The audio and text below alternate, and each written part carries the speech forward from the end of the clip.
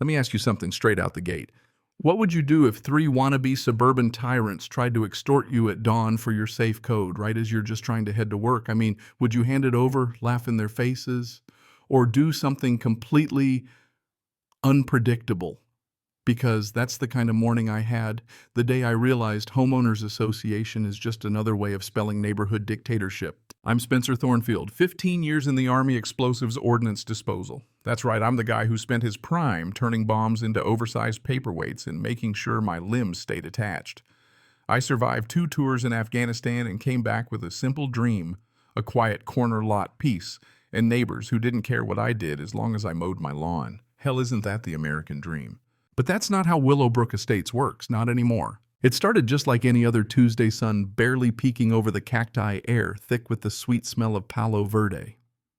I'm loading up the truck for a morning gig in Phoenix, big security contract, good money, when out of nowhere here comes Bryce Kellerman, the HOA president, looking like a man who's about to have a power trip so hard he might need a nap afterward.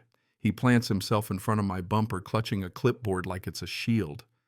And he's not alone, he's flanked by 2 other board members, both trying to look tough in khakis and polos, blocking the only exit. Bryce's voice is shaking like a chihuahua on an espresso bender. Emergency Inspection Authority. We know about the weapons and cash in your safe. Code first, then you can leave. I almost laugh.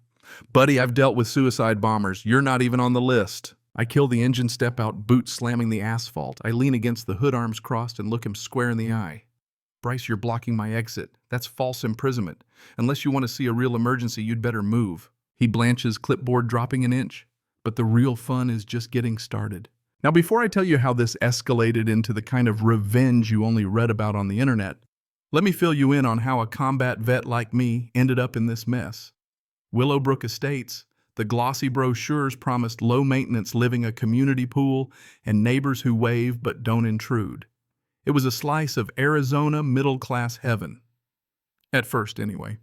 47 houses, single gate, and a $50 a month HOA fee for landscaping and Karen-proofing the place. Then Bryce Kellerman slimed in from California like a used car salesman who'd discovered legal extortion.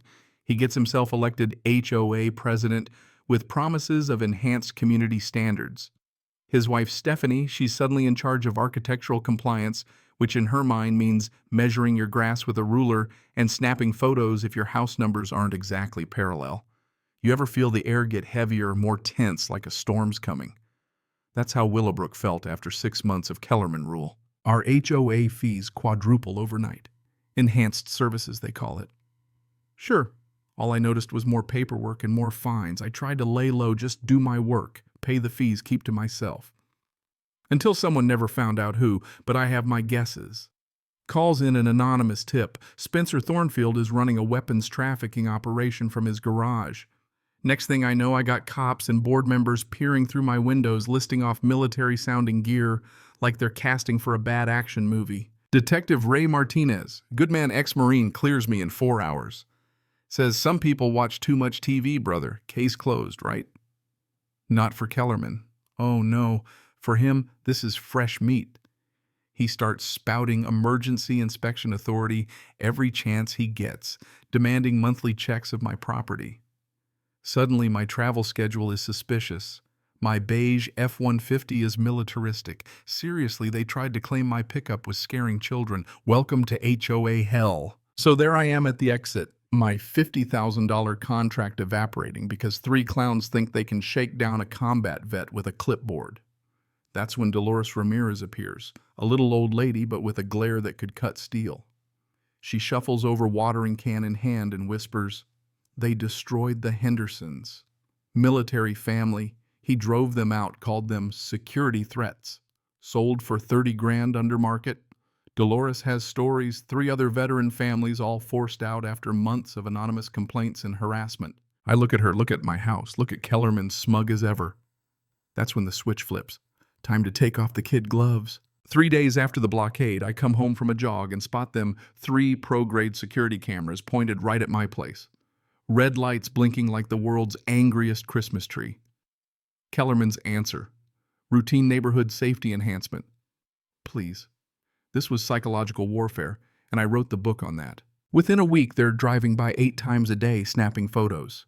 Kellerman himself starts tailing me iPhone out the window like a wannabe PI with all the subtlety of a marching band. He doesn't realize Army EOD teaches you more than how to not blow yourself up. I upgrade my home security military grade everything all legal. But the real ace, my network of intelligence buddies. A few calls and I learn the HOA's legal weak points. Every homeowner can demand financial records legally. They have to cough them up in 10 days or the state steps in. I file the request. Kellerman's face drains faster than a bad radiator. Meanwhile, I tip off our HOA insurance company about the cameras. Turns out unauthorized surveillance violates their liability policy, remove them in 72 hours, or they lose coverage, and with no insurance, there's no HOA, no Kellerman. Simple math. But the jackpot comes from my background check crew. For the cost of a case of beer, they dig up dirt that would make your grandma blush. Suspended law license in Nevada for stealing client funds. Practicing in Arizona without registration. And get this, 47 grand in consulting fees paid to a company that exists only in Kellerman's imagination. Our president is robbing us blind and using harassment to cover his tracks. That's when Dolores brings Janet Holbrook into the fold. Janet's a retired teacher, fought bureaucrats her whole career. She lays it out: 3 military families all forced out the same way, anonymous complaints, fake emergencies, endless fines, then sudden below-market sales. Every time the buyer's somehow connected to Kellerman. This isn't HOA drama, it's organized fraud. And my corner lot is the next prize. So we get to work. I call a meeting at the American Legion Hall, buzzing lights, stale coffee, 23 angry neighbors. I show them everything: bank records, camera footage, the whole dirty playbook.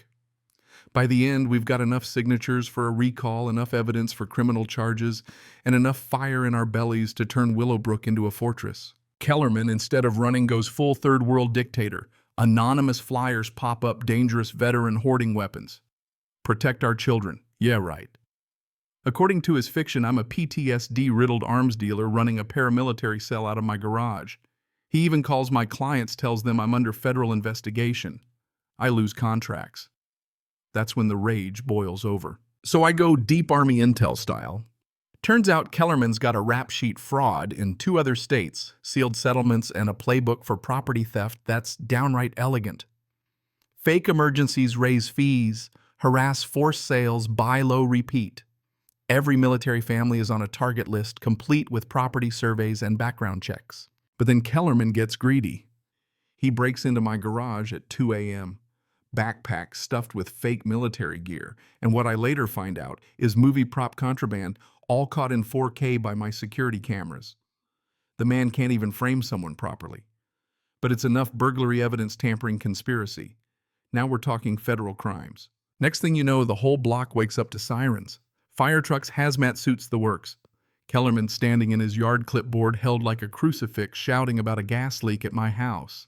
Except the gas company has no record of any call, and the fire chief is ready to wring his neck when nothing turns up. Meanwhile, Kellerman's brother shows up with a crew and no permits, trying to excavate my yard. I ask the fire captain for an incident report. False emergency calls are felonies. But the plot thickens. My network uncovers development plans filed 3 weeks prior. My corner lot, plus 2 others ready for luxury townhouses. The harassment. It's all about money. Systematic property theft. Multi-million-dollar scam. Every forced sale, every fake crisis, it's been mapped out in advance. Insurance fraud is the nail in the coffin. Kellerman's emergencies trigger real payouts, millions on imaginary damages. I package it all up: racketeering, interstate fraud, illegal construction, wire fraud, you name it. The city slaps him with $35,000 in fines. The fire department presses charges, and the FBI starts sniffing around. But the twist walks into my kitchen at 3 a.m., mascara-streaked hands trembling. Stephanie Kellerman. He's running, she says.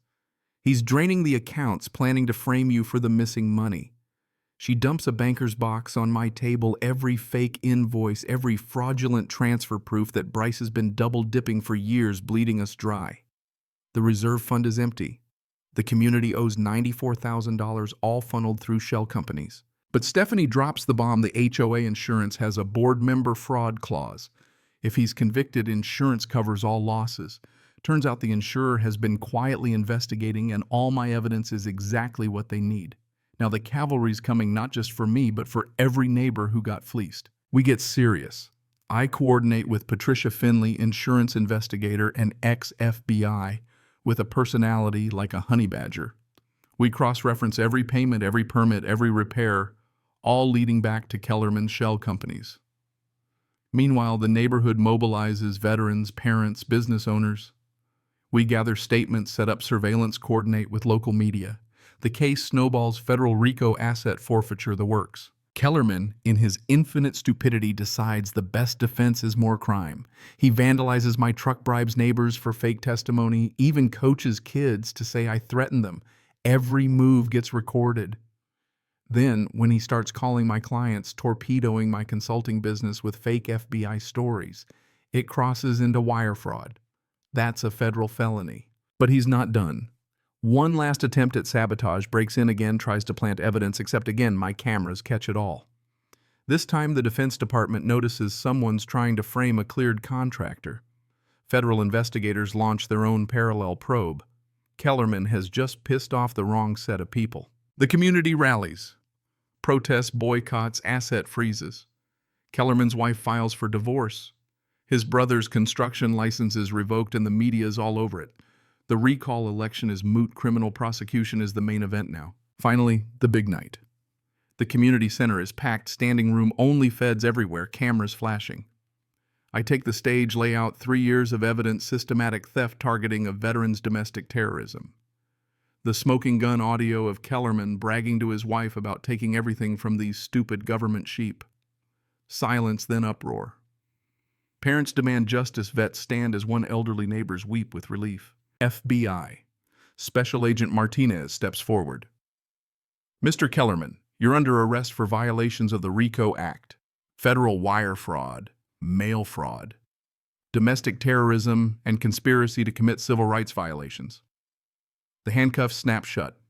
That clipboard, his weapon, his shield hits the floor. Game over. I grab the mic one last time. You picked the wrong veteran, the wrong neighborhood, and the wrong century. The room erupts in applause. Justice delivered loud, proud, and in public. Kellerman gets 18 years, assets seized, every victim compensated, HOA fees slashed, community rebuilt. Property values soar. Military families move and veterans run the board, kids play outside, and my consulting business booms, helping other neighborhoods fight their own petty tyrants. But the real win, Janet and I get married on that same corner lot, turning a battleground into a place of joy. We adopt 2 kids from a family who paid the ultimate price for this country. The American Legion is full. The pool is fixed. The air finally sweet with peace. So what's the lesson? Sometimes the real enemy isn't out there. It's hiding behind a clipboard, wearing a smile, counting on your silence. But if you stand up, if you organize, document, and fight back with the law, and the truth, justice can and will prevail. Maybe not always as neatly, maybe not always as fast. But sometimes karma's got perfect aim. Now, here's what I want to know. Where do you draw the line between order and abuse of power? What would you have done if it was you at that gate? Ever seen justice catch up with someone who thought they were untouchable? Drop your stories and your thoughts below. Let's see how you define right and wrong and what community really means where you live. Cảm ơn các bạn đã xem video.